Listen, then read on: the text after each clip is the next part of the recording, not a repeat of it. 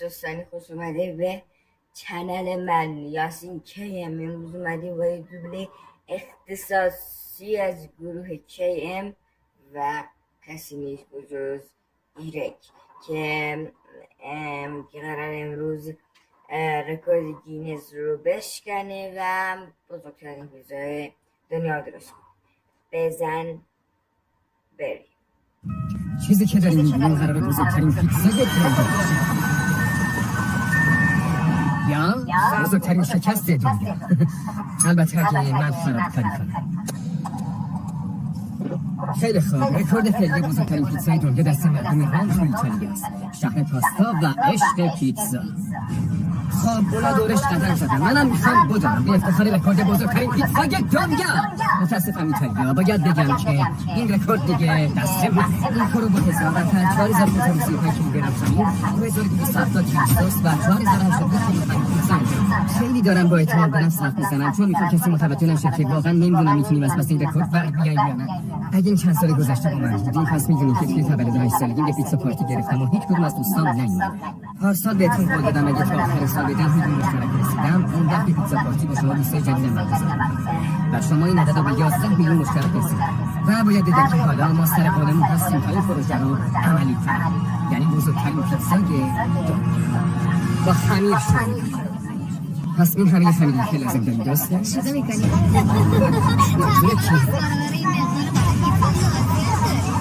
خیلی خوب بیایید بلندش کنیم. این پیتزا قراره 40 متر باشه و ما هم قراره 40 ساعتی با رایت فصول بهداشت درستش کنیم که تزیینش و تحقیقش بدیم. باید بگم موبایل سازی همین پیتزای 40 متری اصلا کار آسونی نیست. خوشبختانه پیتزا اومده به کمک ما و همه مواد مورد نیازمون رو برامون تامین کرد. واقعا دستشون درد نکنه. الان 10 شب در ما بگم تقریبا نصف پیتزا رو آماده کرده باشیم ولی فقط 16% آماده است. پس همه چی جارو به راهه بچه‌ها. داداش نظر منو بخوای شدنی نیست. پیتزا رو دوست نه خب اینم از پیتزای سامبول درسته. من زن پیشنهاد رو گذاشتم روی چرخ. بچه‌ها کلی پنیر اینجا. اگه راست میگی چرا با اون پای تنبلت نمیای این طرف تا بهت بگم پنیر و سس کجا یعنی چی؟ نظر چیه خودت بیا این طرف تا بگم چجوری پنیر بریزی؟ ببینم تا حالا کسی پنیر کرده تو اون چشه؟ بچه‌ها میشه یکم پنیر بریزین اینجا؟ نه اصلا نمیخوام اینجا چیزی بریزم. خب تا الان 14 سال که این ساختمون لعنتی مشغول درست کردن پیتزا بودیم و منم واقعا دارم قش میکنم. خوشبختانه کلی آدم فوق‌العاده اینجا هست که کل شب کار میکنن تا این تحت به ثمر برسه. با اینکه 6 ساعت بیشتر وقت نذاشتیم ولی منو بقیه پسرها قش میکنیم. فردا باید رکورد بزنیم. در حالی که من و پسر خوابیده بودیم بچه‌های شیفت شب به درست کردن پیتزا ادامه دادن، مخصوصا بانچ. بچه بودم میومدم اینجور جلو نگاه میکردم یه چیزی میگرفتم ولی انجام دادنش هر چند صبح که بیدار شدیم و بزرگترین مشکلمون رو میشد. همین حالا از خواب بیدار شدیم و داریم میریم ببینیم که مراحل ساخت پیتزامون به کجا رسید. تو میدونستی قراره اینجوری بشه؟ نه. خب داداش الان با این وضعیت چیکار می‌کنی؟ دیگه باید خودمون هستیم بزنیم. حرام شیرین آتش بشنی؟ خیلی خوب پسرها یه راه واسه پخش کردن سس پیدا کردم. اول بذار کفش رو بپوشم. حالا 1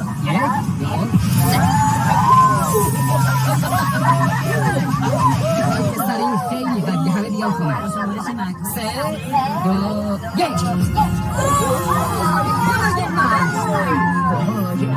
همین شد که میخواستم بچه. این یه پیتزای معمولی نیست، این یه پیتزا هات بیست. تقریبا یه سال پیش به پیتزا هات تارگت دادم و ازشون خواستم کمک کنم بزرگترین پیتزای دنیا رو درست کنم و اونا هم کمک کردن بزرگترین پیتزای دنیا رو ردیف کنن و حالا ما اینجا. بنابراین این پیتزا فقط یه پیتزای بزرگ نیست بلکه بزرگترین پیتزای پیتزا هاته. در واقع جدیدترین نیویورکرشون. چی؟ مثلا همینه دیگه. یه پیتزا هات در این بچه.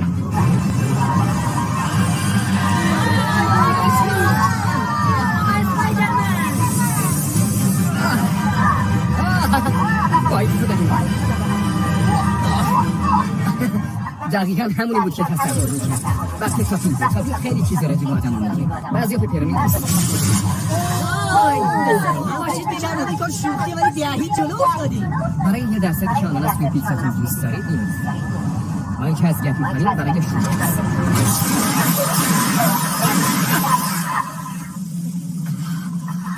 پسر روش پیتزا درست کردنم زیاد موثر نبود ولی خوشبختانه یه ماهی پیش توی اینستاگرام ازتون خواستم کمکم کنیم تا ابزارهای کاربردی برای بزرگترین پیتزای دنیا رو بسازم. گیم این دیگه چیه؟ وای خدا این تقریبا دو ماه قبل شده مثل پایه پیتزا در نباد انسانی خیلی عجیبه پسر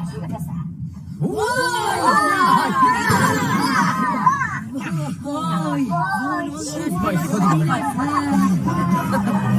وای خدا من پسر امضای اعضای مافیا اینجا منم اینجا امضا نظر چیه کلیپ اینو به یکی از اعضای مافیا بدم تو هم موافقی؟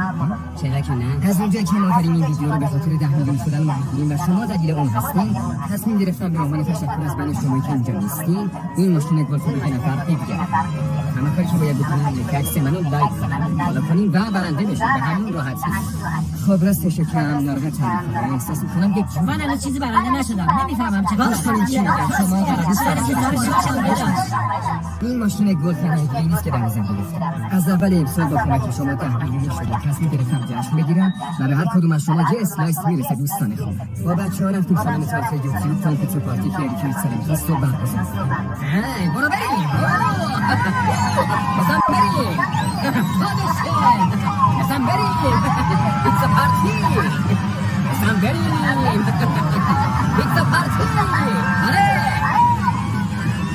عاشقتونم بچه‌ها ممنون که اومدیم ممنونم عاشقتون همونطور که می‌بینیم ذوق زیادی کرده بودم چون فقط میتونستم بگم بزن بریم بزن بریم بزن بریم بزن بریم بزن بریم عزیزم ولی چیزی که میخواستم بگم اگه بخوام یه لحظه کاملا باهاتون جدی باشم این بود که شریک شدن این تجربه با شما واقعا فوق‌العاده بود بودن کنار شما و پیتزا خوردن باهاتون تمام احساسات بدی که اریک 8 ساله اون روزناش رو از بین برد و واقعا تجربه بخصوصی بود هرچند که در نهایت اونقدر به شما بهم خوش گذشت که متوجه نشدم پیتزا فقط 80%ش مرده شده و از اون طرف هم جابر رسمی گینس یعنی ویرکنی هم توی راه بود بدبخت شدیم بنابراین من و پسر هم باهاتون خداحافظی کردیم و برگشتیم که تلاش بکنیم تا پیتزا رو کامل خیلی خوب بچه‌ها و کلی باید با هم بشکنیم حال میدم دیگه آخرش مواظب باشید امیر داد و خواهد میگم بچه‌ها یکم به من کمک میدی؟ نه بس حتی یه ذرم نمیخواد خیلی خسیسی ببر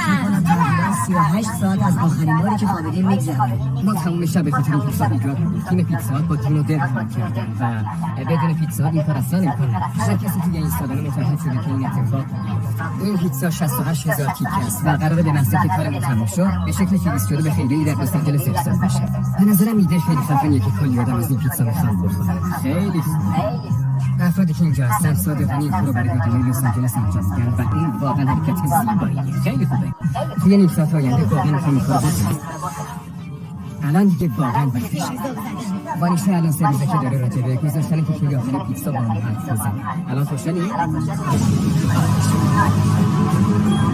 عالیه سس بدید خوشحال بشه تیکه آخر پیتزا 3 2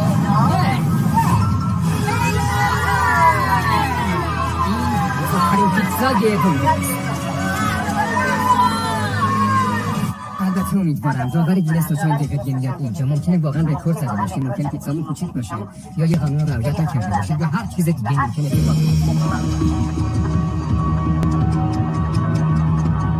بریز ریکولات منو کشته این چه حرفی بود؟ گفتم شاید اینجوری برنده شی من فقط یه سوال ازتون دارم ما رکورد شکستیم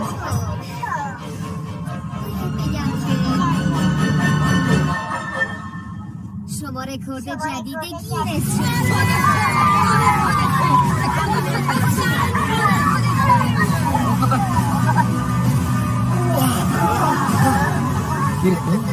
واقعا ازتون سازمان گینس باعث افتخارمه که بگم شما فوق‌العاده‌اید وای خدا من تمام زندگی منتظر این لحظه بیاین یه جا ما بالاخره تونستیم اینجا رو بچه‌ها اینجا رو نگاه کنید